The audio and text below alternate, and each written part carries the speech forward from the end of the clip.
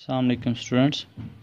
आज का जो हमारा टॉपिक है वो है इलेक्ट्रॉन ट्रांसपोर्ट चेन, या उसका दूसरा नाम है respiratory chain. Respiratory chain mitochondria में होती है।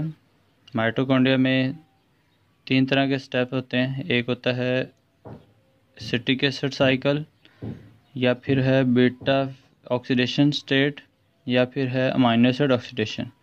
अब इन तीनों स्टेप्स में NADH2 कंपाउंड बनते हैं जो कि कोएंजाइम है, और दूसरा FADH2 बनते हैं।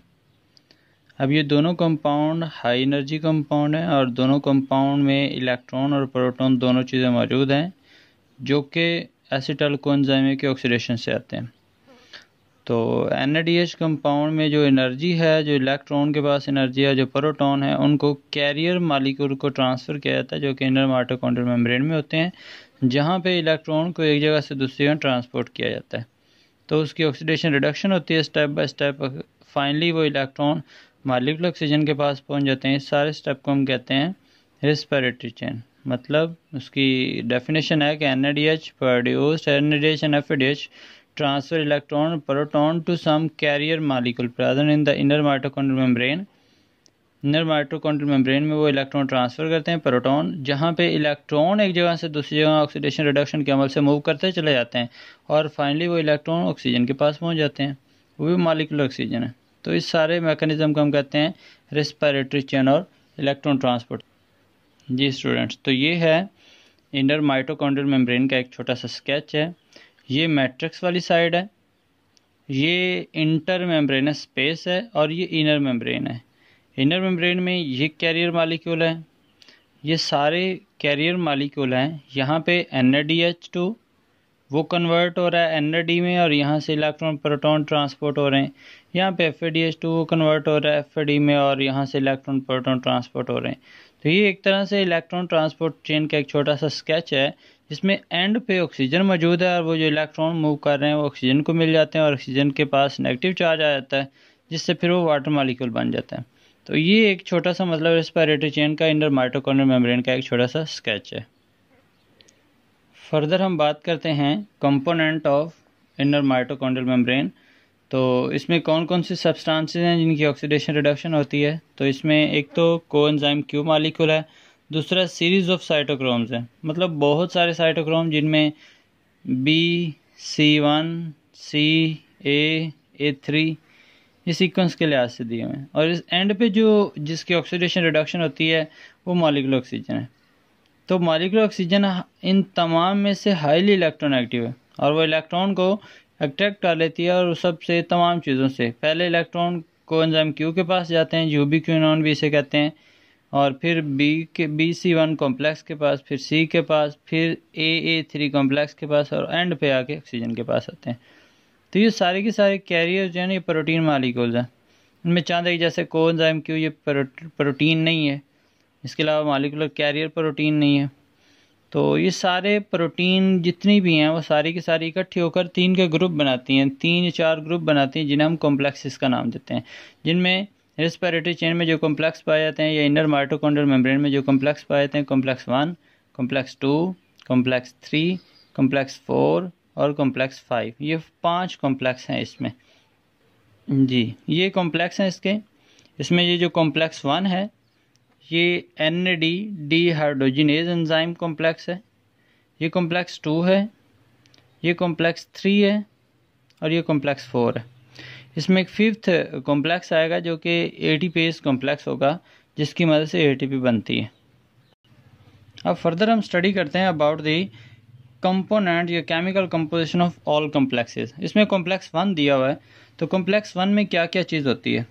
तो कॉम्प्लेक्स 1 में जो मोस्ट इम्पोर्टेंट चीज़ पाई जाती है वो है इसमें NAD डिहाइड्रोजिनेज एंजाइम।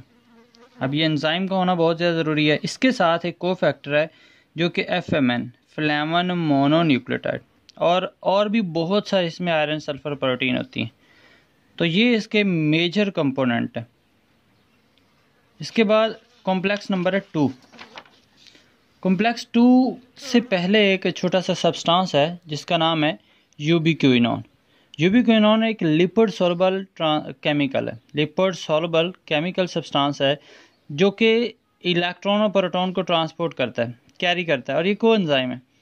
ये इनर माइटोकॉन्ड्रियल मेम्ब्रेन के अंदर वाला जो पोर्शन है, जो हाइड्रोफोबिक पोर्शन है, उसमें पाया जाता है, और इसका काम सिर्फ कॉम्प्लेक्स 1 से इलेक्ट्रॉन रिसीव करके कॉम्प्लेक्स 2 को इलेक्ट्रॉन प्रोटॉन ट्रांसपोर्ट करना होता है।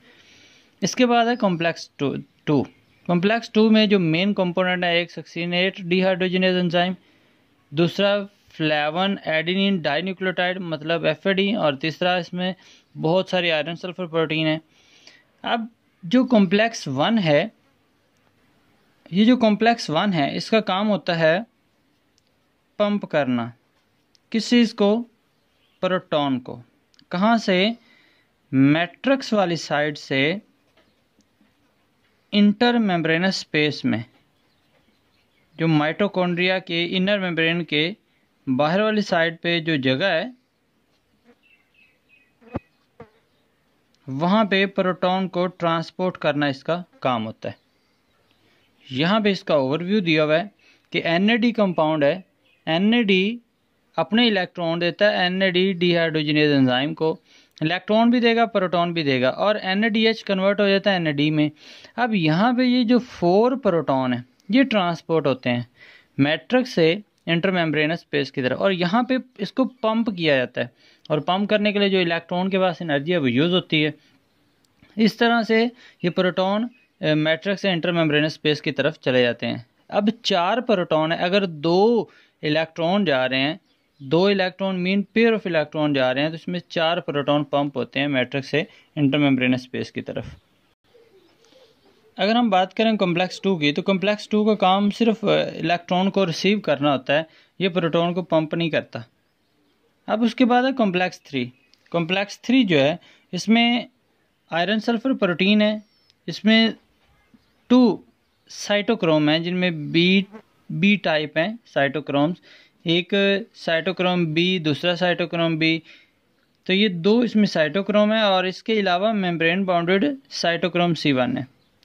अब इसका काम भी है 4 प्रोटॉन को ट्रांसफ़र करना 2 इलेक्ट्रॉन की वजह से, मतलब जब 2 इलेक्ट्रॉन इसमें से गुजरेंगे इस कॉम्प्लेक्स में से, तो ये 4 प्रोटॉन को ट्रांसफ़र कर देता है।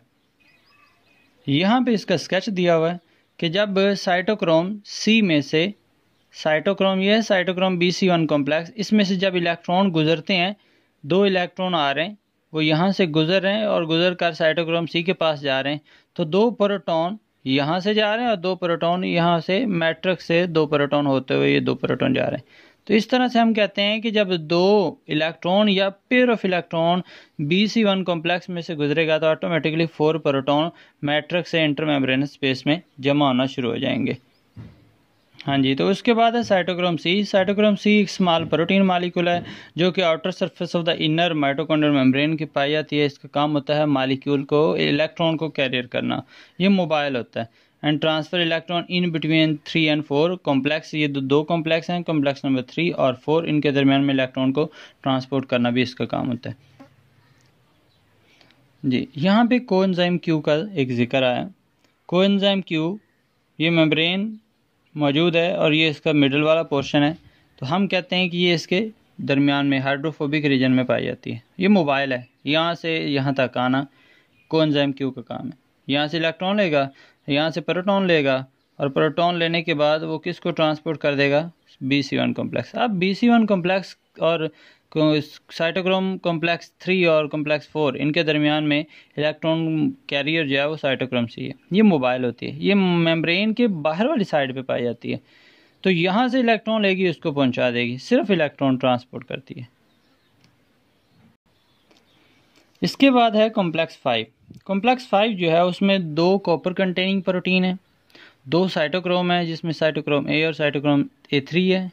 इसके अलावा इसमें एक एंजाइम है टर्मिनल ऑक्सीडेज, जो कि इसी कॉम्प्लेक्स में मौजूद होता है, और इसका काम भी होता है 2 इलेक्ट्रॉन से 2 प्रोटॉन को पंप करना मैट्रिक्स से इंटरमेम्ब्रेनस स्पेस की तरफ। यहाँ भी उसका ये स्केच दिया हुआ है कि जब साइटोक्रोम 2 इलेक्ट्रॉन साइटोक्रोम A को पहुंचाता है, तो ये साइटोक्रोम A3 को पहुंचाएगा, और A3 में यहाँ पे एक एंजाइम होगा oxidase enzyme, cytochrome oxidase enzyme, जो क्या करेगा? ऑक्सीजन को 2 इलेक्ट्रॉन दे देगा, जिसकी वजह से ऑक्सीजन के ऊपर क्या चार्ज आ जाएगा? Negative charge. और वहाँ पे मैट्रिक्स में मौजूद होंगे प्रोटॉन, तो ऑक्सीजन प्रोटॉन के साथ मिलकर वाटर मॉलिक्यूल बना देगी। लेकिन जब ये इलेक्ट्रॉन मूव कर रहे होंगे तो इनमें होगी एनर्जी, और एनर्जी 2 प्रोटॉन को ट्रांसपोर्ट करने में इस्तेमाल हो जाती है। इस तरह से टोटल रेस्पिरेटरी चेन में 4 प्रोटॉन यहाँ पे ट्रांसपोर्ट हो रहे हैं, 4 प्रोटॉन यहाँ पे ट्रांसपोर्ट हो रहे हैं और 2 प्रोटॉन यहाँ पे ट्रांसफर हो रहे हैं। तो जब इस रेस्पिरेटरी चेन में 2 प्रोटॉन NADH से 2 इलेक्ट्रॉन रेस्पिरेटरी चेन में मूव करते हैं तो 10 प्रोटॉन मैट्रिक्स से इंटरमेम्ब्रेनस स्पेस की तरफ पहुंच जाते हैं। तो इस तरह से हम कहते हैं कि NADH जब कन्वर्ट होता है NAD में तो वो 10 प्रोटॉन को इंटरमेम्ब्रेनस स्पेस की तरफ ट्रांसपोर्ट कर देता है। तो यहाँ पे मौजूद है FAD succinic acid dehydrogenase enzyme. अब ये क्या करता है, ये एंजाइम सक्सीनेट को कन्वर्ट करता है फ्यूमारेट में, मेम्ब्रेन बाउंडेड है। अब यहाँ पे कोफैक्टर एक मौजूद है FADH2, वो कन्वर्ट होता है FAD में। तो FADH2 जो कंपाउंड है, जो को एंजाइम है, ये 2 प्रोटॉन को ट्रांसपोर्ट करता है। कहाँ से? FADH 2 प्रोटॉन 2 इलेक्ट्रॉन लेगा सक्सीनिक एसिड से और उसको फ्यूमारेट में, और ये जो है 2 इलेक्ट्रॉन दे देगा किसको? 2 इलेक्ट्रॉन दे देगा यूबिक्विनोन को। यूबिक्विनोन इन 2 इलेक्ट्रॉन को ट्रांसपोर्ट कर देता है किसकी तरफ? साइटोक्रोम की तरफ। अब साइटोक्रोम BC1 कॉम्प्लेक्स में से जब इलेक्ट्रॉन गुजरेंगे तो 4 प्रोटॉन, और इससे आगे जब साइटोक्रोम A3 से गुजरेंगे तो 2 प्रोटॉन यहाँ से। तो FAD जब ऑक्सीडाइज होगा तो इसमें से तकरीबन 6 प्रोटॉन गुजरते हैं, इंटरमेम्ब्रेनस स्पेस में जाते हैं, और जब NADH ऑक्सीडाइज होगा तो इसमें से total 10 H proton molecule transfuse होते हैं मैट्रिक्स से इंटरमेम्ब्रेनस स्पेस की तरफ। जी स्टूडेंट्स, तो ये था रेस्पिरेटरी चेन। अब इसके बाद जो टॉपिक आता है वो आता है ऑक्सीडेटिव फॉस्फोराइलेशन, मतलब formation of ATP in the presence of oxygen. तो ये टॉपिक हम जो है रिमेनिंग नेक्स्ट लेक्चर में इंशाल्लाह डिस्कस करेंगे। तो उसके लिए आप इस चैनल को सब्सक्राइब करें, बेल आइकन बटन को प्रेस करें ताकि कमिंग लेक्चर आपको लाजमी मिले, ताकि आपका एक पूरा स्केच जो है रेस्पिरेटरी चेन से मुतल्लिक वो कंप्लीट हो सके।